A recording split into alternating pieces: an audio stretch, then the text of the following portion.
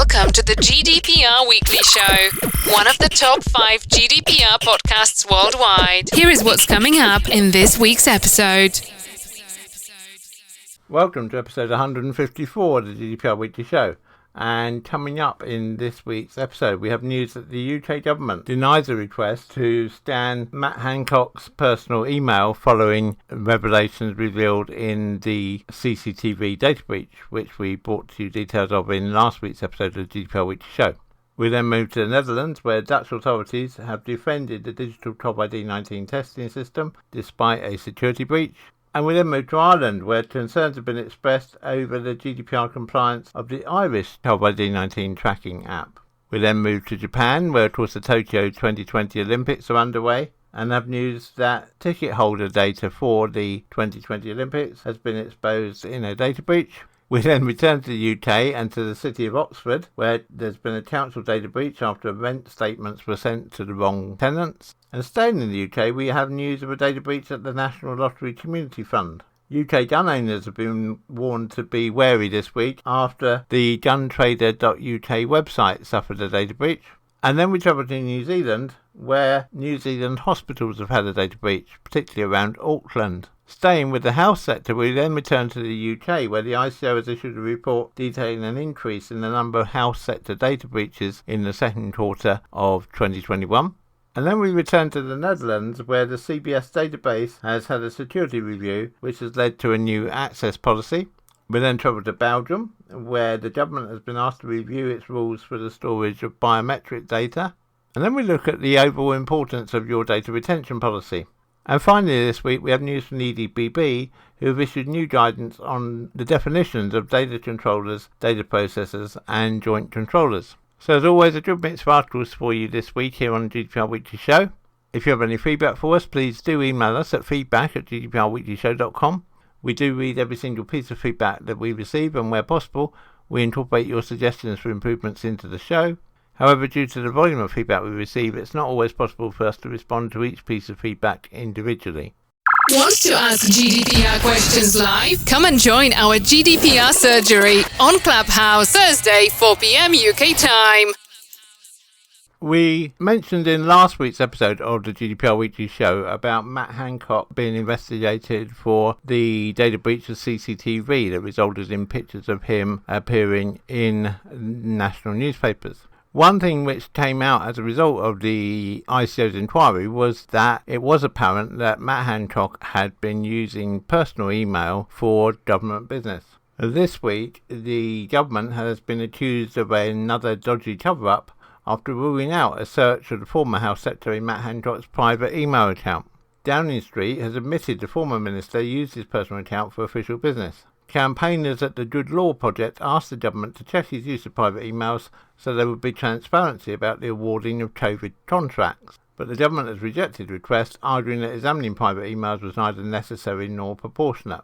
As perhaps might be expected, Labour has condemned the government's decision, saying this is exactly why ministers use private emails, to avoid scrutiny and accountability.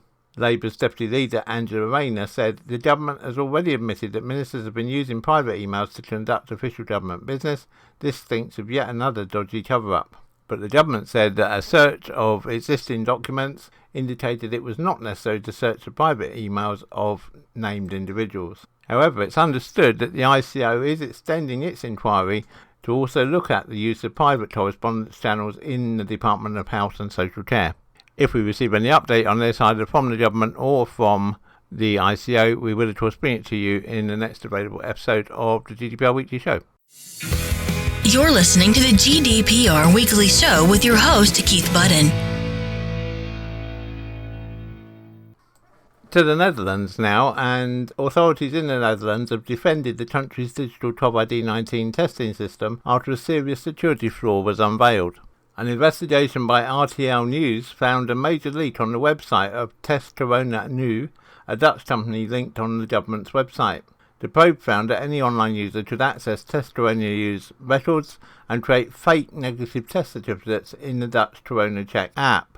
Users could edit 2 lines of coding to automatically create a valid negative Covid19 certificate, it said. RTL News also found that the leak resulted in the personal information of more than 60,000 citizens who had taken the coronavirus test with the company being compromised. The Dutch Ministry of Public Health, Welfare and Sport closed down the Test Corona website on Sunday and have urged citizens to rebook a test with a different company. But despite the investigation, the Dutch authorities have stood by the system and say the country's plans for a digital green certificate have not been affected. A joint statement from the Dutch Ministers of Health and Infrastructure said a serious information security flaw was present.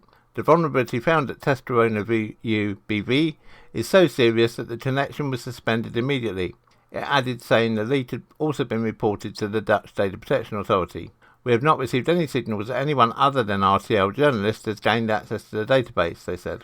Authorities added that Test Corona had met the country's strict requirements for connecting to the country's Covid19 app and said they were investigating the company's security further. Test Corona is understood to have 10 locations in the Netherlands and has been carrying out over 3,000 Covid19 tests every day. The government spokesman said, "We would like to emphasise that the serious vulnerability found only affects one of the test providers connected to CoronaCheck and that measures have been taken immediately. The safety and reliability of the CoronaCheck app were not compromised." The European Union has previously been warned about security digital Covid-19 certificates to protect them from cyber criminals. Contact us on helpdesk@gdprweeklyshow.com. The Netherlands weren't the only country to have concerns with their Covid-19 app this week. The Irish Council for Civil Liberties and Digital Rights Ireland have written to the DPC, the Irish Data Protection Commission, seeking an investigation into the use of the Covid-19 Tracker app to store a person's EU digital COVID certificate. To coincide with the implementation of the digital COVID certificate this week, the Covid-19 Tracker app was upgraded to allow holders of the DCC to upload it to the app if they want to. However, concern has been expressed about whether this additional functionality is strictly compliant with GDPR. In their letter to Helen Dixon, the Data Protection Commissioner, Liam Herrick of the ICCL and Antoine O'Lachlan of DRI argue that the upgrade would see personal medical information and identifiers loaded into the app, which goes far beyond the app's original scope. They expressed concern that the app has not been developed in accordance with the European Data Protection Board, the EDPB, guidelines. They also take issue that the Tracker app's updated data protection impact assessment, which they claim contains a very general, incomplete and incorrect description of the new functionality concerning the EU Digital COVID Certificate wallet. They also say the updated DPIA lacks any information about safety and security measures. Last week, the Government Transport Committee heard that the Covid-19 Tracker app could be used as a wallet on someone's smartphone to store the EU Digital COVID Certificate. However, this added feature is not a prerequisite to travel, and it's a person's choice as to whether they want to upload the Digital COVID Certificate to their Tracker app. People can still use a hard copy of the Digital COVID Certificate or else store it on a device through whatever means they choose. We understand that the Irish Health Committee is due to receive an update early next week, and as soon as we have that, we will of course bring it to you in the next available episode of the GDPR Weekly Show. To Japan now, and login identification and passwords of some Tokyo 2020 Olympic and Paralympic Games ticket holders have reportedly been leaked online. Japanese news agency Kyodo quoted an unnamed government official who said the Tokyo 2020 Organising Committee had launched an investigation into the issue. The official claimed the leak was not large. People who signed up to serve as volunteers for the delayed Olympic and Paralympic Games may also have been impacted. The data breach is considered to have been caused by someone accessing a computer or smartphone unauthorised, according to Kyodo News. The British Foreign, Commonwealth and Development Office and the National Cyber Security Centre had previously warned the Russian Military Intelligence Service, known as GRU, had conducted cyber reconnaissance against organisers, logistics services and sponsors with the aim of compromising computer systems and sabotaging the running of Tokyo 2020. Organisers in Japan claimed there was as little disruption to the Games, however with extensive cybersecurity preparations already in place. Want to ask GDPR questions live? Come and join our GDPR surgery on Clubhouse, Thursday, 4 p.m. UK time. Back to the UK now and to Oxford, where Oxford City Council have apologised to residents after a computer error caused a potential data breach over rent statements. The apology comes after locals raised the alarm of the potential breach after they received wrong rent statements in the post. One resident said, "I received a letter that was addressed to my address, but not with my name. I mistakenly did not read the name, just opened it, and it was a statement of main rent account.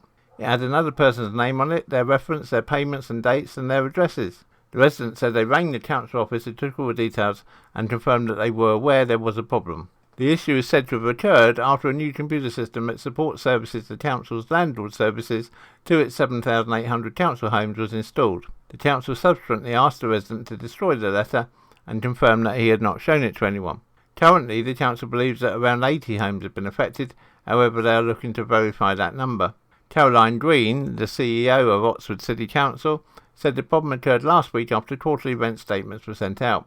Errors in the system meant data being transferred from the old system to the new one, resulting in a small proportion of the rent statements being sent to the wrong address. The council said it was currently taking immediate steps to rectify the errors, with staff manually overriding the system to check statements while working to resolve the underlying data issue.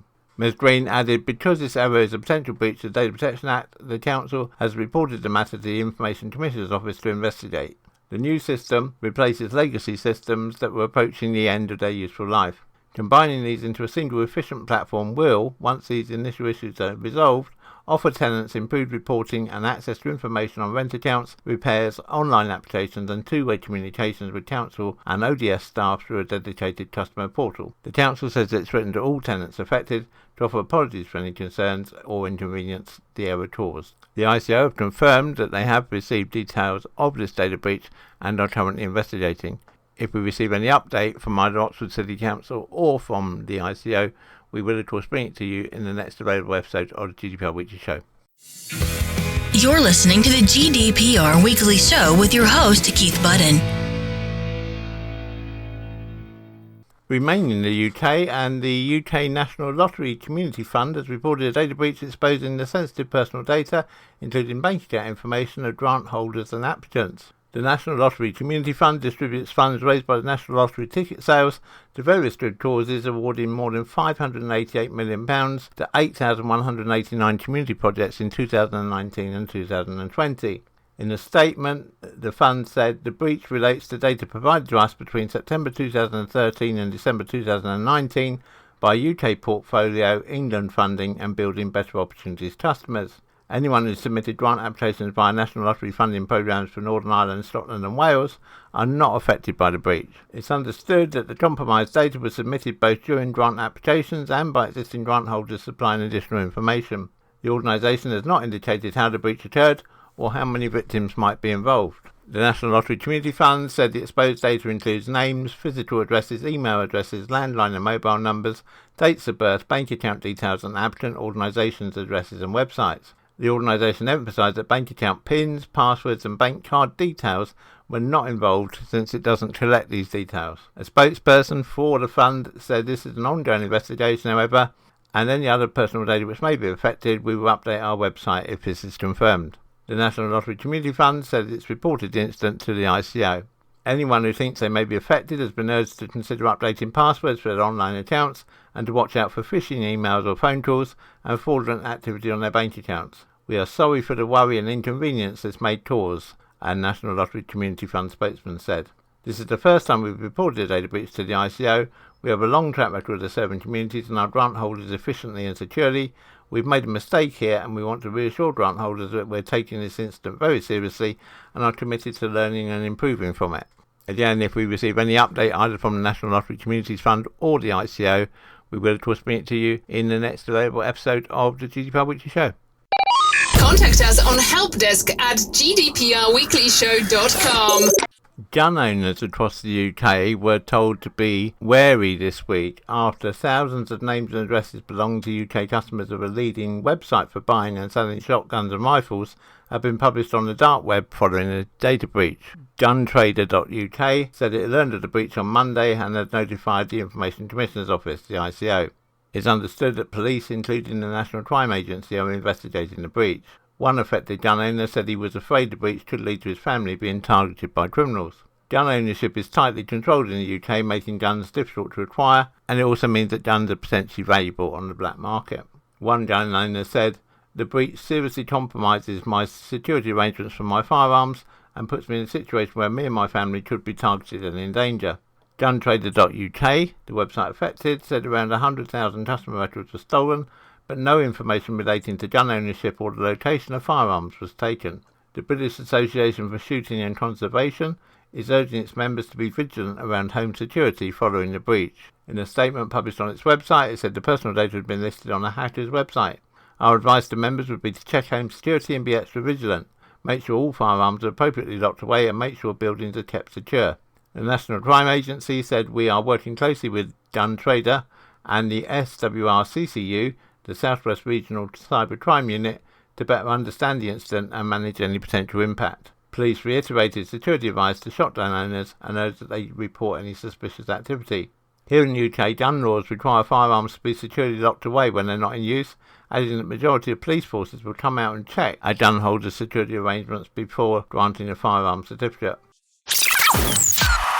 To New Zealand now, and fears that patient data may have been stolen from Auckland hospitals. It's understood that a data breach may have occurred at an organisation that provides health IT services to more than a third of New Zealand, amid growing indications of a serious cybersecurity incident. A spokesperson for the Office of the Privacy Commissioner said it was notified by Counties Manawatu DHB of a possible data breach on Wednesday. The notification was made by the DHB on behalf of Health Alliance, which also provides the IT services used by Auckland, Waitanata and Northland District Health Boards. A spokesman for Health Alliance said earlier that it had identified indication of unusual activity on its systems. An investigation was underway to understand and address the cause of the unusual activity. A spokesman for the Ministry of Health said it was providing support to the investigation. Health Alliance's spokesman indicated there was nothing to link the activity to the ransomware attack on Waikato DHB in May this year, and said that all Northern Region DHB IT systems were functioning normally. The 4 DHBs supported by the Health Alliance together serve about 1.9 million New Zealand citizens. If we receive any update on this from the health authorities involved, we will of course bring it to you in the next available episode of the GDPR Weekly Show. Want to ask GDPR questions live? Come and join our GDPR surgery on Clubhouse Thursday, 4 p.m. UK time. Back to the UK now, and a report issued by the Information Commissioner's Office, the ICO, shows that between April 2021 to June 2021, there were 607 data security incidents in the UK health sector, up from 420 in the previous quarter. According to the report, the most common reasons for data to fall into the wrong hands were that it was lost or stolen from an insecure location, which happened in 112 instances, or sent to the incorrect recipient, in which case there were 67 sent by email and 56 by post or fax. In 73 instances, there was unauthorised access to an IT system, 65 being non-cyber and 8 via cyber methods, and in 19 cases there was verbal disclosure of data. In 8 cases, failing to use BCC in an email meant email addresses were visible to all recipients. And as we've said before, if you're a regular listener to the GDPR Weekly Show, the failure to use BCC is probably the number one cause which we see across the country for there being data breaches that occur, and it's so simple to put right. Just train your staff to use BCC rather than CC if there are external email addresses in the list of people that the email is being circulated to. All health service organisations in England must use the Data Security and Protection Incident Reporting tool. This has been designed to identify those breaches that meet the threshold for notification to the ICO. The reporting tool shares relevant incidents with NHS Digital, the DHSC, the ICO and other regulators. This system is not currently available in Scotland, Wales and Northern Ireland, where health authorities and surgeries have to make individual decisions on whether to report a data breach to the ICO. All health authorities and surgeries and hospitals are advised that if there is an urgent security-related incident, they can contact the Data Security Centre Help Desk on 0300 303 5333 or by emailing inquiries at nhsdigital.nhs.uk. If the data breach occurred in a GP's practice, then any breach of patient data would usually be discussed under the practice's significant event audit process to identify learning points. Some of the examples which were included in the report were a GP emailed a letter intended for one patient to another with a similar name. The letter, which a patient had requested for ongoing custody proceedings, outlined mental health history, medication history, and details relating to drug and alcohol abuse. The practice was contacted by the second patient, who was shocked to receive a letter containing such sensitive details, realising it did not relate to her. The practice apologised to the second patient for this data breach, ensuring the letter was deleted. A senior GP also rang the patient who was the subject of the letter to explain what had happened. The practice provided a formal written summary of the situation to the patient, apologising and providing details of the actions they'd taken. They offered a meeting and gave details of how to complain if the patient remained dissatisfied. You're listening to the GDPR Weekly Show with your host, Keith Budden. We return to the Netherlands now, and Statistics Netherlands, CBS, has asked a committee of independent scientific experts to investigate external researchers' use of remote access to consult CBS databases. The committee's study showed that although CBS's remote access provision satisfies current security and privacy standards, security and privacy must continue to be prioritised in order to safeguard the situation for the future. CBS has said that in view of the findings, it will bring in a stricter policy as of the 1st of August this year. Under the Dutch Statistics Netherlands Act, CBS can grant access to microdata for statistical or scientific research purposes with the aim of optimising the social value of CBS data as much as possible. Access is structured in such a way that authorised external researchers can only consult the microdata within CBS's secure online environment using a remote access facility. This means that CBS can maintain maximum control over the intended uses, privacy and information security. CBS has decided to prioritise security over ease of use. CBS's advisory board recognises the importance of reviewing the policy on access to microdata. The new policy will enter into force on the 1st of August 2021 and will be widely publicised, for instance, in the Dutch Government Gazette. CBS will also write to all the institutes that currently have remote access to the microdata to inform them about the new policy. Contact us on helpdesk@gdprweeklyshow.com. To Belgium now, and an independent Belgian regulator charged with ensuring compliance with personal data protection policies wants citizen feedback on proposed tighter biometrics rules. Belgian Data Protection Authority officials have published a 41-page document recommending that Belgian legislators bring national laws into accordance with GDPR. The guidance document is a hard read, and it certainly requires a working knowledge of GDPR. The goal is to compile coherent regulations in line with the EU standard that citizens and anyone collecting, using and holding biometric data can follow. The recommendations primarily affect government and industry using biometrics for civil identification purposes, but authors of the document invite lawmakers to address the balance between society's expectation to be safe from crime and the individual's right to privacy. Belgian lawmakers, according to the authors, have to create legislation setting out how biometric data can be processed if they want to continue to authorise specific uses of the data. Given the complexity of the task, Data Protection Authority officials have given the national government a one-year cushion. They can continue to operate under existing, albeit inadequate, rules until this time next year, when new rules can be voted on by the legislators. We've received a number of inquiries to our help desk lately about document retention schedules and how important they are to GDPR. It's important that you do have a clear data retention policy which sets out your various types of data and how long you keep them for, and so we recommend that you implement a 5-step process. The first, which you're required to do under Article 30 of GDPR anyway, is to update or create a data inventory. So know what kind of data you have, where you store it, who owns it, and what you hold it for. Once you've done that, then document your compliance obligations. In order to know when you can delete data, you need to understand the full array of legal and compliance obligations that data is subject to, which might not just be privacy obligations. For example, for accounts information, then there's a legal requirement to hold it for 6 years anyway. Once you've done that, then create your data retention schedule, but make sure that you review and revise it regularly. Once you've done all that, then you can publish your policy. It's important that the policy tells employees what's expected of them throughout the life cycle of the data, from the point of capture or creation through its usage and management, sharing, and eventually its disposal. And then also define the data disposal process. So ensure that your process is not only reasonable, but it's documented, consistent, repeatable, and auditable. And if you take all those 5 steps, then really your data retention policy should not be a source of mystery to you. It should be something which you can readily put together, readily update, and readily have available should anyone ask to see it. Of course, if you need any help with putting the document retention schedule together, please do reach out to us, either email helpdesk@gdprweeklyshow.com or contact us using the contact details that are coming up at the end of this week's episode. Want to ask GDPR questions live? Come and join our GDPR surgery on Clubhouse, Thursday, 4 p.m. UK time. And finally for this week, on July the 7th, the EDPB, the European Data Protection Board, adopted its finalised guidelines on the concept of controller and processor in the context of GDPR. While the EDPB's predecessor, the Article 29 Working Party, had issued guidance on the concepts of controller and processor way back in 2010, many practical concerns have been raised since the entry into force of GDPR.